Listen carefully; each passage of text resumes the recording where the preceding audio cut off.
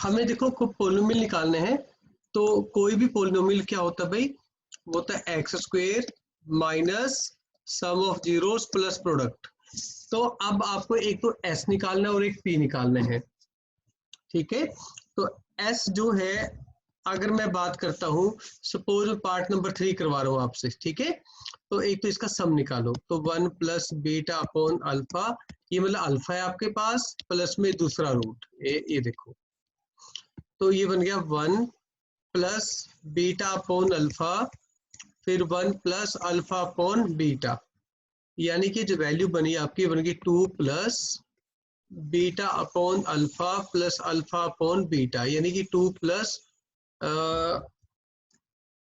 Alpha beta बन गया LCM, फिर बन गया अल्फा स्क्वायर प्लस में beta square is equal to, अब आपके पास आया 2 प्लस और ये बन गया अल्फा प्लस बीटा का whole square minus 2 alpha beta upon alpha beta, ठीक है। और यहाँ पे जो वैल्यूज हैं, यहाँ पे देखिए आपको बोल रखा है अल्फा बीटा इसके जीरोस हैं, तो इसका मतलब ये हुआ कि अब आप अल्फा प्लस बीटा की तो वैल्यू निकाल ही सकते हैं। अल्फा प्लस जो बीटा है उसकी वैल्यू आएगी sum of root, sorry minus B upon A, यानी कि -8, और अल्फा इंटू बीटा की वैल्यू आएगी 6/1 यानी कि 6। तो हम ये अल्फा प्लस बीटा की और अल्फा बीटा की वैल्यू यूज करेंगे हमारे रिजल्ट में, जो कि ऐसे है -8 का whole square minus twice of 6 upon में 6, यानी कि ये बन गया 2 प्लस और ये बन गया 64 माइनस में 12 अपॉन में 6, और बच्चों ये बन गया 2 प्लस आपके पास एलसीएम ले लो, 12 प्लस 64 माइनस में 12 अपॉन में 6, तो 12 से तो 12 कैंसिल हो गया, ये बच गया आपका 64/6, यानी कि 32/3। ये हमने क्या निकाल दिया, ये निकाल दिया एस, ये निकाल दिया एस। तो अब आप निकालिए P, P is the product, ये देखिए पी निकालें हम, 1 plus alpha upon beta into 1 plus beta upon alpha, तो 1 प्लस ये बन गया beta upon alpha plus alpha upon beta plus alpha beta into beta upon alpha, तो ये बन गया 1 plus beta upon alpha plus alpha upon beta plus में 1, ये तो सेम ही वैल्यू आ गई बच्चों, है ना, ये तो सेम एस के इक्वल आ गया ना, और ये वैल्यू आई 30/3, मतलब इसको दोबारा करने की जरूरत नहीं है क्योंकि सम एंड प्रोडक्ट सेम आ गया, इसमें हमें दोबारा कैलकुलेशन करने की जरूरत नहीं है। तो फिर जो रिक्वायर्ड पोलिनोमियल है वो क्या होगा, जो रिक्वायर्ड पोलिनोमियल है वो क्या होता है, वो होता है एक्स स्क्वायर माइनस में एस एक्स प्लस में पी, तो ये बन गया एक्स का स्क्वायर माइनस एस, एस कितना 32/3, एक्स प्लस में पी कितना वो भी 32/3, ये रिजल्ट आ गया आपका। ओके, तो in this way we can find the polynomial. तो आई होप आपको समझ आ गया है। तो नेक्स्ट जो पोर्शन है इसको देख के बिल्कुल सिमिलर पैटर्न से आप कीजिए उसको। इस क्वेश्चन में आपको दे रखा है कि alpha and 1 upon alpha are the zeros. भाई अगर अल्फा और 1 अपॉन अल्फा जीरोस है, आपको यूं भी लिखा हो सकता है कि zeros are reciprocal, zeros are reciprocal. तो इसका मतलब ये कि प्रोडक्ट ऑफ जीरोस, यानी कि 1 अपॉन अल्फा, ये प्रोडक्ट ऑफ जीरोस आ गया, ये क्या होगा सी अपॉन ए, यानी कि के -4 अपॉन 4। बट अगर मैं वैसे देखूं तो ये कैंसिल हो गए, ये तो 1 आ गया ना भाई, के -4 अपॉन 4 अपॉन 1, एलसीएम ले लो, ये देखो कितना आसान हो गया क्रॉस मल्टीप्लाई करके, तो के की वैल्यू 8 आ गई, क्योंकि इन दोनों का मल्टीप्लाई करके 1 बनता है, इस करके मैंने प्रोडक्ट ले लिया। अगर वो दोनों एक दूसरे के नेगेटिव होते तो मैं सम ऑफ द जीरोस कर देता। ठीक है, क्लियर करो, शाबाश जल्दी इसको। नेक्स्ट क्वेश्चन देखो, आपको बोल दिया for what value of k zeros of the polynomial are differ by 1, यानी कि अल्फा माइनस बीटा जो है वो 1 के इक्वल है, यानी डिफरेंस ऑफ द जीरोस जो है वो 1 है।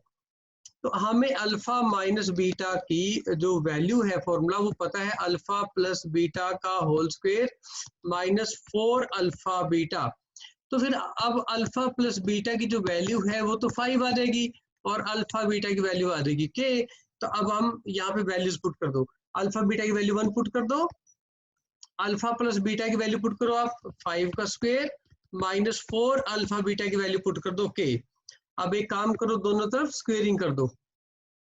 जब स्क्वेयरिंग करेंगे तो कितना आया यहाँ पे 25 माइनस में 4 के, तो 1 माइनस में 25 इजिकल टू माइनस में 4 के, यानी कि माइनस 24 इजिकल टू माइनस में 4 के। अब के की वैल्यू कितनी आई भाई 6। तो इस तरीके से कैलकुलेशन भी आसान है।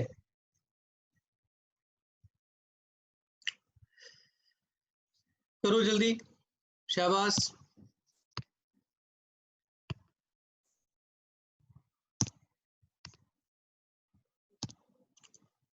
देखो बच्चों, इसमें आपको बोल दिया गया कि ये जो दो पोलिनोमियल्स हैं, इनके जो जीरोस सेम है। If two polynomials have same zeros, it means their coefficients must be in the same ratio. मैं लिख देता हूँ लाइन और आप इसको नोट कर लेना। Okay, since these polynomials have same zeros, then their coefficients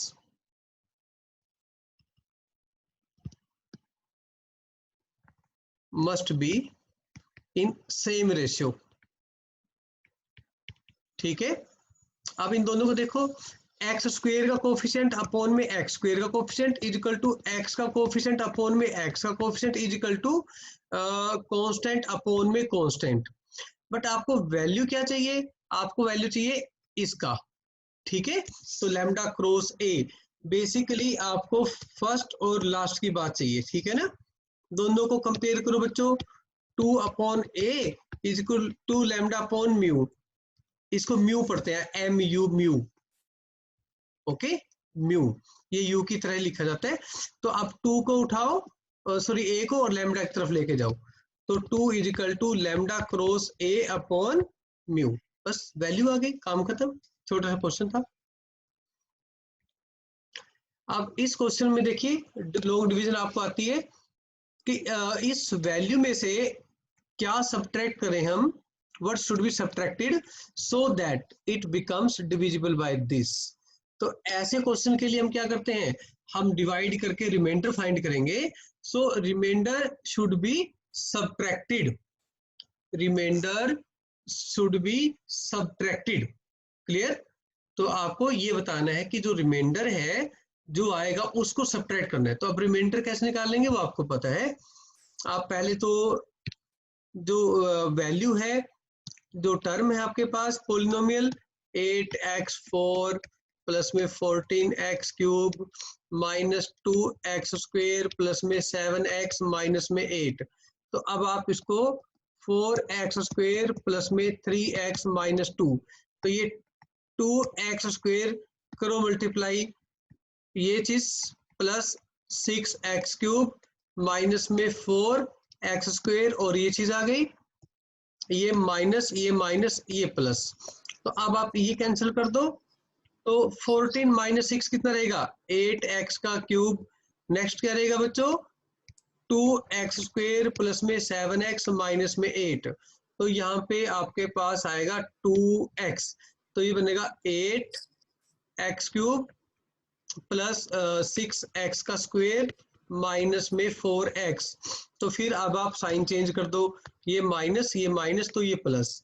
तो अब बच्चों इसमें जो वैल्यू आई आपकी 2 माइनस 6 यानी कि minus 4x square plus 11x और माइनस में 8। तो बेटा अभी माइनस 4x स्क्वेयर है और वहां पे 4 है, तो माइनस में 1 कर दिया मैंने, तो ये बन जाएगा माइनस 4x स्क्वेयर माइनस में 3x प्लस में 2।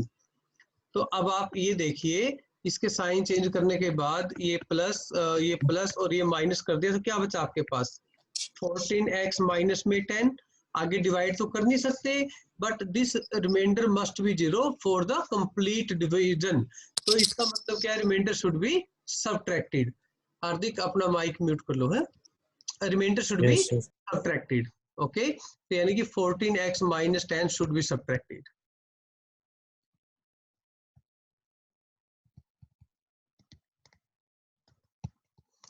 क्लियर? तो अब कंसेप्ट इसके मैंने खत्म करवा दिए सारे चैप्टर के, तो अब हम सिर्फ प्रैक्टिस कर रहे हैं। इसके बाद मैं क्वेश्चन दे रहा हूँ आपको, अब मेरे करके दिखाइए